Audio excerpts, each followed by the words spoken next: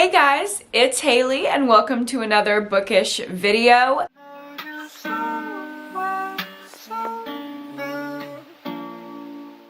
Today we are getting into some of my bookish unpopular opinions. And these are not just going to be opinions that I wrote down and came up with. No.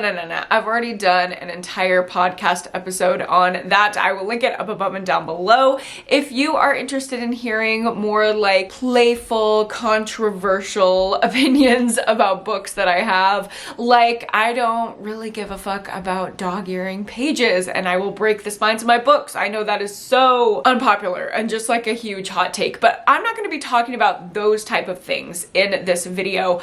All of these unpopular opinions, I wasn't even aware that I had, and they're all backed by stats. The reason why I was able to discover these unpopular opinions is through the use of hardcover. If you watched my video where I explored a ton of different reading tracking apps to find the best alternative to Goodreads, then you would know all about hardcover. I gave them a try in that video, and I just really liked the site. They have a lot of really niche tools that not many other reading tracking sites and apps are offering right now. They give AI recommendations, which is really cool. I want to do an entire video on that, so subscribe for that. But they also give really niche statistics. So I stumbled upon this list where they gave me 50 books that I had rated dramatically higher or dramatically lower than the average rater on hardcover. So these are my unpopular opinions that I just happen to love so much more or so much less than the majority. I'm not going to be going over all 50 of these in this video. I'm just going to be going over 20, but I'm going over 5 more over on Patreon just as a little bit of bonus content. I think I'm going to do this for quite a few of my videos, at least 2 or 3 of my videos per month. I'm going to have an extended cut on Patreon where you either get like bonus recommendations, bonus content, anything like that. I usually have just done in the past like Patreon only exclusive videos, but I thought it would be cool to have a tie-in to my main channel as well. So if you want to see 5 more of these after you watch this video, you can go watch the rest over on my Patreon. But there are so many of these generated by hardcover that I can also make a part 2 to this video if you guys would like. So without further ado, let's go ahead and get into the unpopular opinions. The first 10 we'll start with are books that I rated dramatically lower than average. So these are ones that I did not like and everyone else does not agree with me. My number 1 book that I rate lower than average is The Girl with the Dragon Tattoo by Stieg Larsson. I gave this a 1 and the average rating is a 4.06. That's a difference of 3.06 stars, which is statistically significant, I fear. The Girl with the Dragon Tattoo to me is just the most boring book to ever be written. Like, I'm so sorry. I read the first 70 pages twice and I DNF'd twice. It was so hard for me to get past those first 70 pages. When I got the audiobook, I finally was able to get through the book in full, but there was no way I could have ever read that book physically. It was so boring. I physically could not keep myself awake. Every time I tried to read it, I would just immediately fall straight asleep. Like, it was like the best cure for insomnia I could have ever found. Just a natural remedy, just this boring ass book. And I didn't think the twists were that revolutionary at the end. Like, I feel like the people that think the twists in this book are so amazing and so revolutionary, you've either never read a thriller before and this is like your first foray into the genre, or you're like above 50 years old. I'm sorry.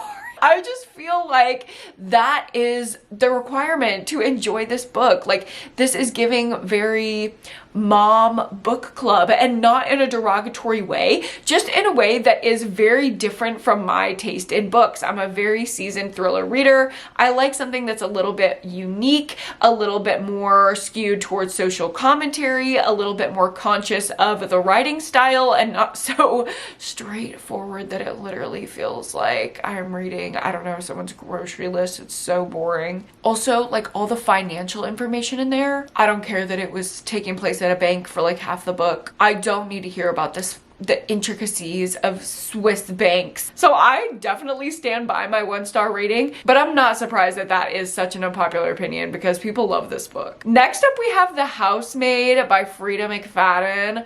We all know how I feel about Freida McFadden if you've been around my channel for a while. She is an alleged plagiarist, okay?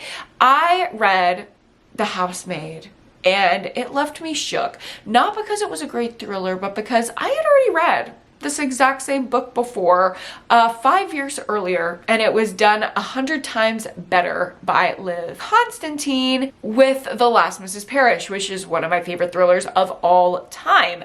The Housemaid felt like a cheap knockoff of it, and I believe that it is. A lot of people have talked about this on the internet, and it seems like these conversations just kind of keep getting shut down. I know she deletes a lot of comments, and the Freida fans are absolutely rabid and will go psycho on you if you say any of this like on Bookstagram or Facebook or something. They will literally come for your neck. So be prepared for the Freida stans in the comments. Hello, Freida stans. Yeah, I don't want you here. Goodbye. But this one also has a very significant difference in my rating. I gave it a 1-star, obviously, not because of the quality of the book necessarily, but because it was so achingly unoriginal. I could not stomach giving something that was so clearly a knockoff more than a 1-star, and the average rating is a 4.04, so that's a difference of 3.04 stars, which is absolutely crazy. I can't help but think if more people knew about Freida's activities, because this is not the only book of hers that has been claimed to be a knockoff of another piece of literature or media, that maybe her books wouldn't have such high ratings.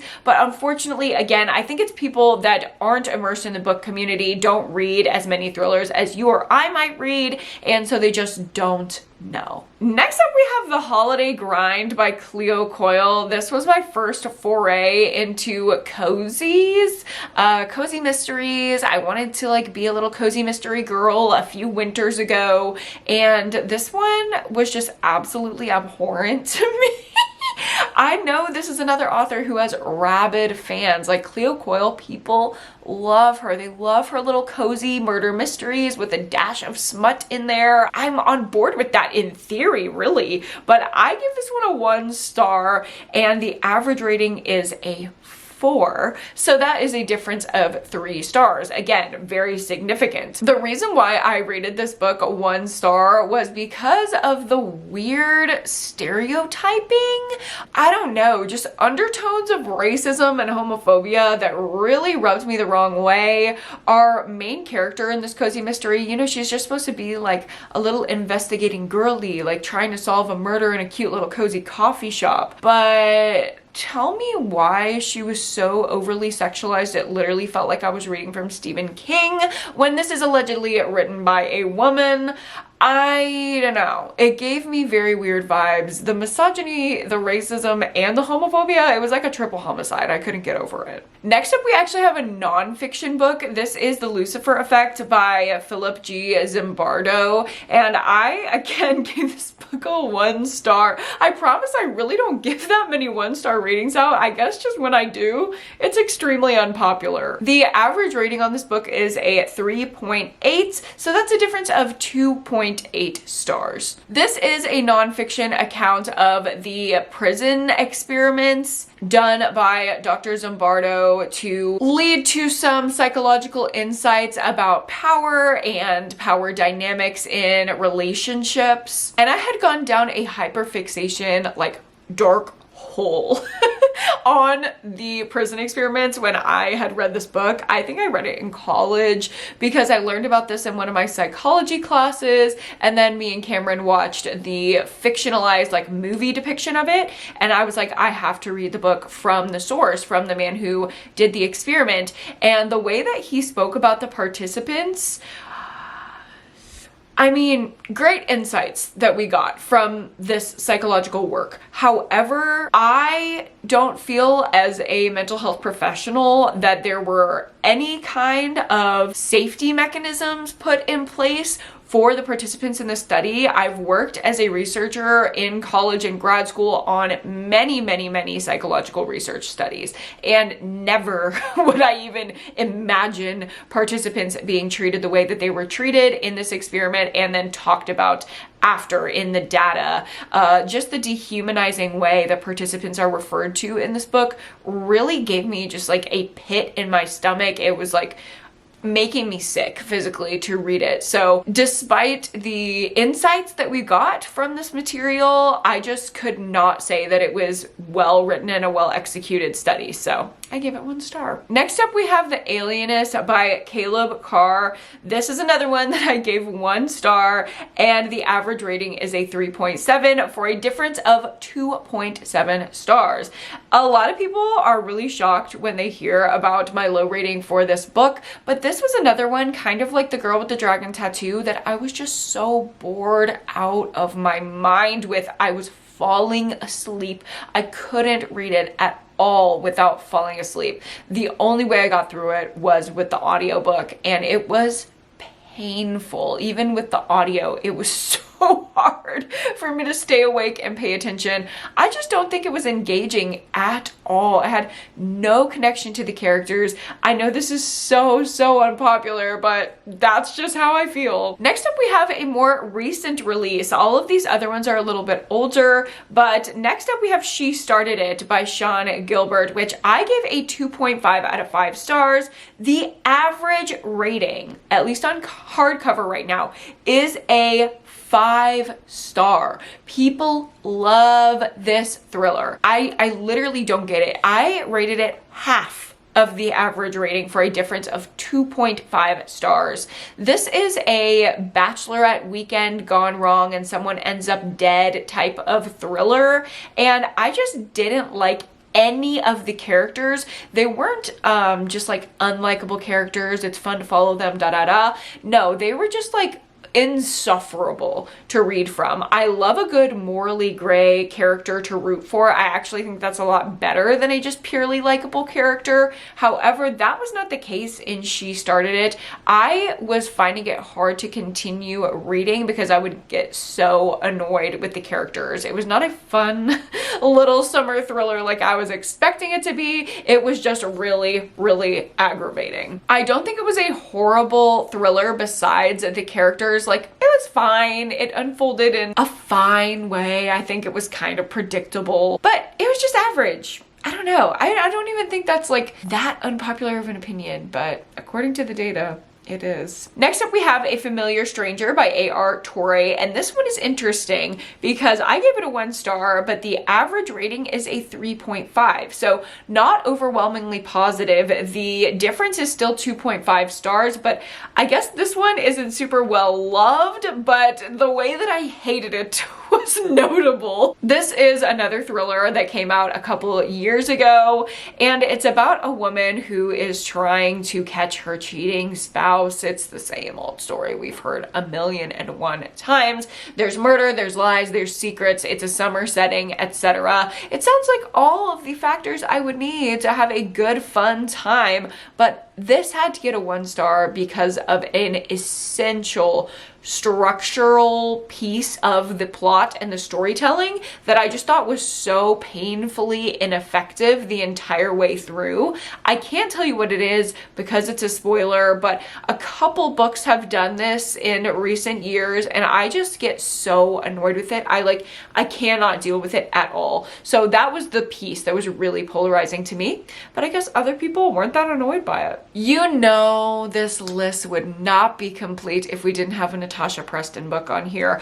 I don't feel like her books are super well loved, but apparently this one is. The Island by Natasha Preston, I gave 1.5 stars because I decided to be nice to my queen Natasha, but the average rating is a 4 star, so that is still a difference of 2.5 stars. In this book, it is a YA thriller, and all of these little influencers are invited to this like amusement park island for this like pre-opening weekend so they can promote it. You know, they're just influencers posting on their little stories, running around the island, and they get to stay there for free. But they are getting picked off one by one, and we are trying to figure out who is the killer and why would they want to take out all of these popular influencers. I just thought it was not very well done, very predictable, lacking any depth at all, and overall just kind of a painful read to get through. It didn't have all of the atmosphere I was wanting from like an amusement park island summer thriller. Like that sounds like the atmosphere is going to be top tier,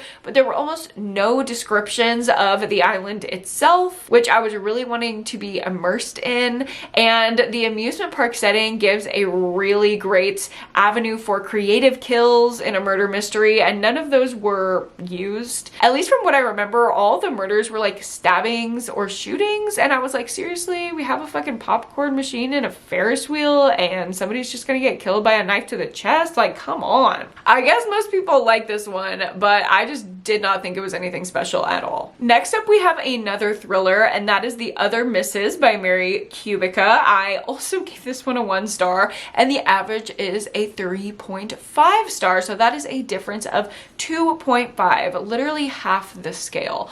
That is wild to me. Like, this is absolutely wild. This is one I would have never guessed I had an unpopular opinion on, because The Other Misses has one of the most irritating and problematic twists I've ever read in a thriller. I just think we're really so far past mental health twists as a society. Like, I don't know, that sounds really dramatic, but like, seriously, the woman's crazy. Like, that's what we're gonna fall back on.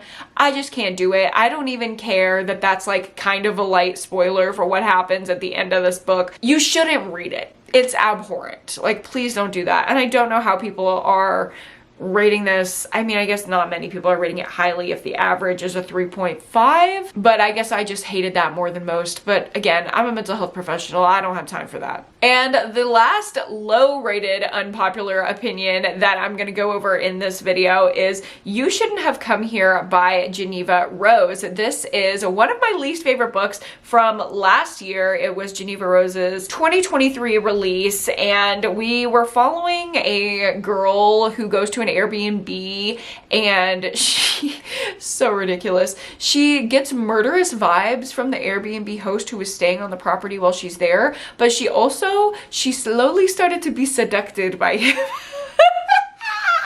So it's like a weird romance. I don't fucking know. I gave it 1 star. The average rating is a 3.43, which is a difference of 2.43 stars. Again, this is another case of this one, people aren't super passionate about it. It doesn't have a super high average rating, but I just hated it more than most. It was the back and forth, boring, plotless, oh my god, is he gonna kill me? But I like it. Like, it wasn't even in a fun, dark romance kind of way, because I love a serial killer romance. I love a stalker romance. Dark romance is my jam. I love it, but it just was not executed well. So, well, I'm not surprised that other people maybe didn't hate this one as much as I did.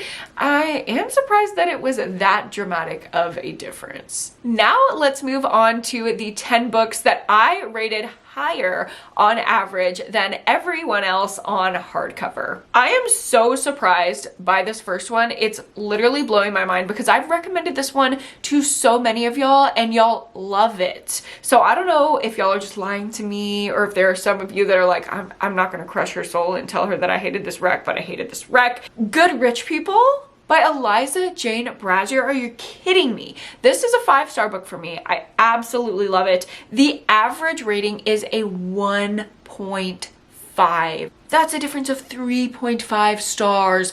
I cannot get over that. Good Rich People is following this little rich family who They let people like rent out their guest house for cheap, and it's usually like people that are kind of down on their luck, but unbeknownst to the down on their luck person that just thinks they caught a lucky break and got a cheap, really nice place to live, the rich family is tormenting them. Lots and lots of commentary on class in this book. I thought the social commentary mixed with the juicy, dramatic thriller plot was so well done. And so many of y'all that I've talked to have loved it as well, but apparently people really hate this book. Like a 1.5 star average rating is crazy. I will say the end was a little bit open, a little bit conceptual, and I know that some people don't like that. I thought it paired well with the social commentary, but maybe that was the thing that made it really divisive. Next up, we have Freak by Jennifer Hillier, which is the sequel to Creep, in which a young professor has an affair with her TA, who she wants to break up with, but she's scared to do that because she suspects he might be the campus killer. I thought Creep and Freak were so good. I actually liked Freak a little bit more than Creep. I gave it a 4.5 instead of a 4, and that is a dramatic difference from the average 1-star rating. I can't believe that. 3.5 stars difference from a book that I recommend all the time. I love Jennifer Hillier. I just love her writing style. I've recommended her entire backlist countless times. I can't even imagine why. I had such a good time reading this duo of books. Maybe it's because it was a sequel and people who are thriller readers don't love reading sequels. I have no clue because Creep isn't on this list, but Freak is so high. Like that is wild. If you didn't like Freak, comment below and let me know why. Next up, we have Gone to See the Riverman by Christopher Triana. Hello? One of my favorite books of all time. I think this is one of the best, most well-written extreme horror books I've ever read. You just don't get this kind of quality writing, atmosphere, and character building in the extreme horror genre, unfortunately. I mean, I wish that we did. I think the genre would be so much better as a whole, but we just don't get that. And this one is so good. I gave it a 5-star and I just could not believe what I was seeing in my mind's eye. Like the imagery in this book is absolutely insane. The twists are insane. The horror is intense. It has an average rating of 2 stars, which is a 3-star difference from my rating.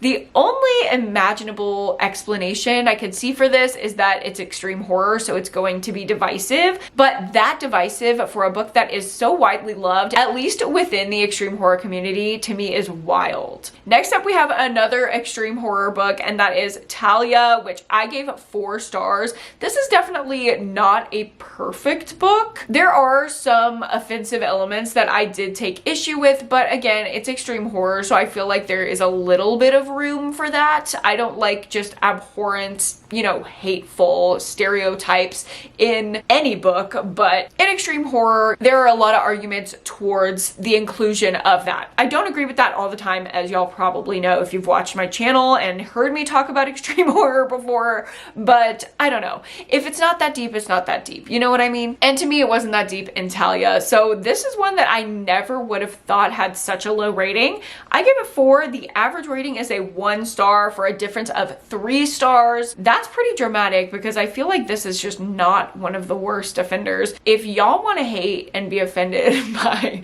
an extreme horror book, there are so many worse ones I could recommend to you guys. But Talia, that's the one. Like, I don't know. That's just kind of funny to me. It's about a female serial killer who is a sex worker, and it's like kind of ridiculous, like pornographic scenes that are not smutty in the slightest. They're just like very disturbing and weird.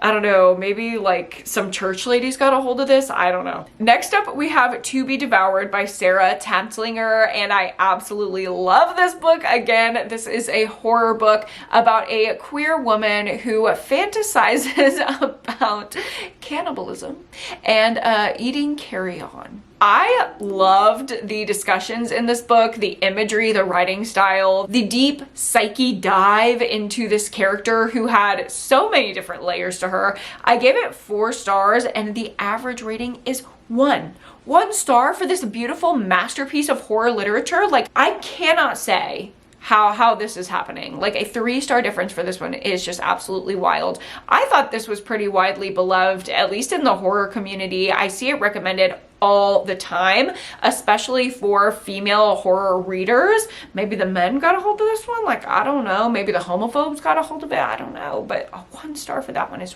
wild. This next one, the one that I'm the most offended by on this list, because there are a lot on here that are like least favorites or favorites of all time. I feel like that's just like kind of the nature of what are going to be your unpopular opinions. You know, if you have an extreme opinion, there's a higher likelihood that it's going to be unpopular. But this one is criminal. Okay, one of my best books of last year was The Perfect Ruin by Shonora Williams. Obviously, I gave it 5 stars.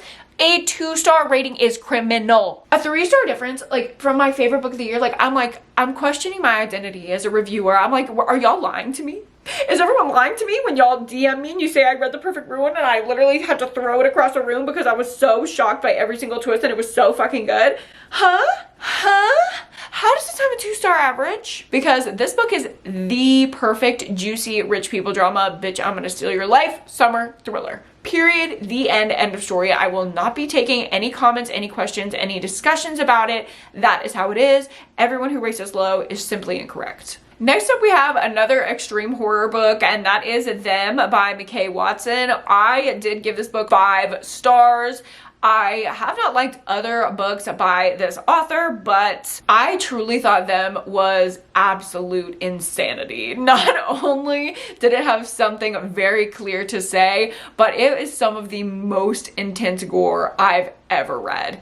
The average rating is 2 stars for, again, a difference of 3 stars between my rating and the average. This one, I can kind of understand, okay? It's very intense. Not everyone's gonna like that. And I feel like McKay would understand that as well. Next up, we have The Girl in 60 by A.R. Torre. What the fuck? This is one of my favorite books of all time.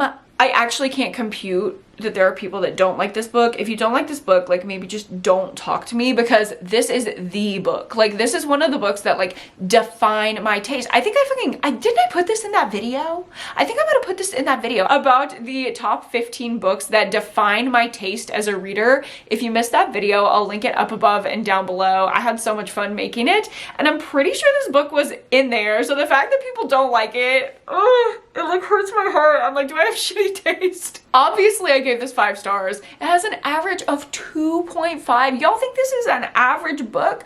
No, that's a difference of 2.5 stars between my rating and the average, and I just can't deal with that.